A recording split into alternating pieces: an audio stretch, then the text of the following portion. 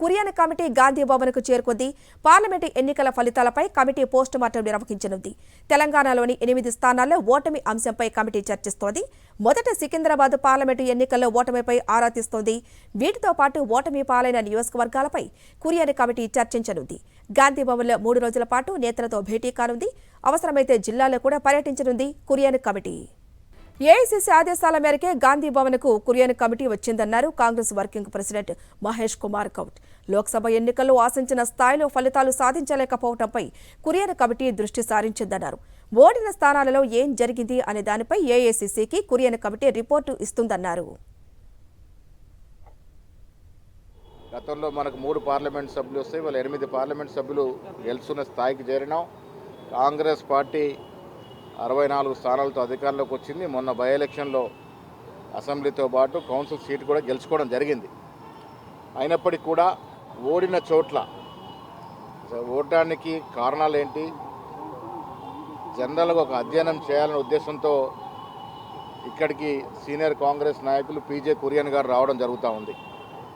వారు ఈరోజు మొత్తం కూడా పార్లమెంటు స్థానాలకి పోటీ చేసిన 17 మంది పార్లమెంట్ అభ్యర్థులు, ఇందులో ఓడిన వారిని గెలిచిన వారిని కలిసి వారు జరిగినటువంటి ఎన్నికల సరళి, ఎన్నికల తీరు, ఓటమి గల కారణాలని అధ్యయనం చేయడానికి వారు వస్తూ ఉన్నారు. వారు 2-3 రోజుల పాటు ఇక్కడే ఉంటారు. ఇవాళ మొదటి రోజున వారు పార్లమెంట్ కాంటెస్టెడ్ క్యాండిడేట్లు అందరితో కలుస్తూ ఉన్నారు. కురియన్ కమిటీకి సంబంధించిన మరింత సమాచారం గాంధీ భవన్ నుంచి మా ప్రతినిధి రాకేష్ అందిస్తారు. రాకేష్, చెప్పండి, ఓటమి కారణాలపై కురియన్ కమిటీ ఏ విధంగా ఆరా తీస్తోంది?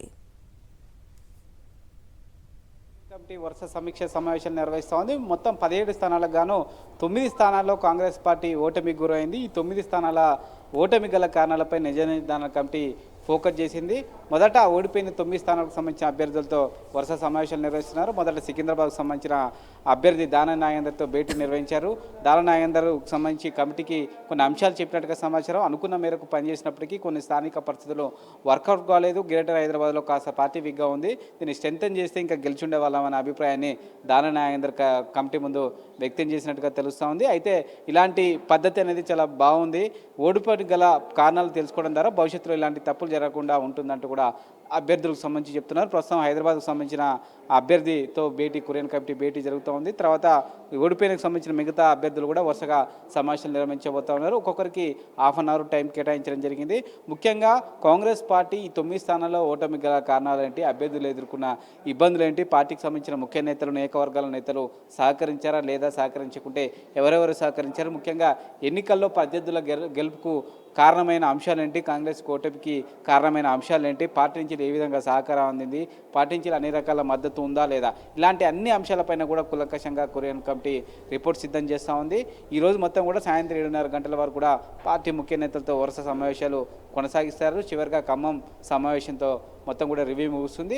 ఒకవేళ అప్పటికి కూడా కురియన్ కమిటీ సంతృప్తి చెందకుంటే మళ్ళీ నియోజకవర్గాలకు వెళ్ళి నియోజకవర్గ ముఖ్య స్థాయి నేతలతో కూడా సమావేశం అయ్యే అవకాశం ఉంది. ప్రస్తుతానికి ఒక్క రోజుకు సంబంధించిన షెడ్యూల్ సిద్ధమైనప్పటికీ ఒకవేళ అభ్యర్థులు చెప్పిన అంశానికి సంబంధించి సాటిస్ఫై కాకపోతే ఆ తర్వాత నియోజకవర్గ నేతలతో కూడా మాట్లాడి ఒక రిపోర్ట్ సిద్ధం చేస్తారు. ఈ రిపోర్ట్ను సీల్డ్ కవర్లో ఏఐసీసీకి అందజేయబోతున్నారు. ఒక వారం 10 రోజుల్లో దీనిపైన కసరత్తు పూర్తి చేసి ఏఐసీసీకి ఇచ్చే అవకాశం కనిపిస్తూ ఉంది. కేవలం ఓడిపోయిన అభ్యర్థులు కాదు, గెలిచిన అభ్యర్థులు, రెండోది ఎవరైతే టికెట్ ఆశించి భంగపడ్డారో వారు కూడా ప్రస్తుతం కురియన్ కమిటీని కలవాలనుకుంటున్నారు. వేయచ్చు లాంటి నేతలు కూడా కురియన్ కమిటీతో భేటీ అయ్యే అవకాశం కనిపిస్తుంది. Thank you Rakesh.